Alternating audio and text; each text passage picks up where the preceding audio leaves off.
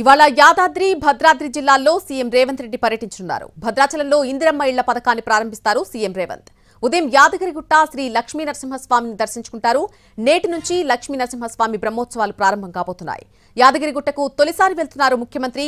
ప్రభుత్వం తరపున పట్టు వస్త్రాలు సమర్పించబోతున్నారు. అలాగే ఆ తర్వాత భద్రాచలంలో శ్రీ సీతారామచంద్ర స్వామి వారిని కూడా దర్శించుకుంటారు సీఎం రేవంత్ రెడ్డి. భద్రాచలం ఆలయ అభివృద్ధి, నీటిపారుదల అధికారులతో సమీక్ష నిర్వహిస్తారు. సాయంత్రం 4 గంటలకు మణుగూరులో సీఎం రేవంత్ రెడ్డి బహిరంగ సభ ఉంటుంది.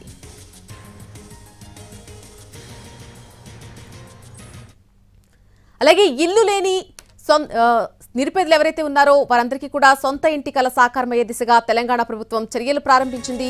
సీఎం రేవంత్ రెడ్డి భద్రాచలంలో ఈ పథకాన్ని కూడా ప్రారంభించబోతున్నారు. అలాగే మొదట సొంత స్థలం ఉన్నటువంటి పేదలకు అదే స్థలంలో కొత్తగా ఇంటి నిర్మాణం చేపట్టేందుకు 5 లక్షల వరకు కూడా అందజేయబోతున్నారు. ఆ తర్వాత స్థలం లేని నిరుపేదలకు ప్రభుత్వం ఖాళీ స్థలంతో పాటు ఇంటి నిర్మాణానికి 5 లక్షల రూపాయలు మంజూరు చేయబోతోంది.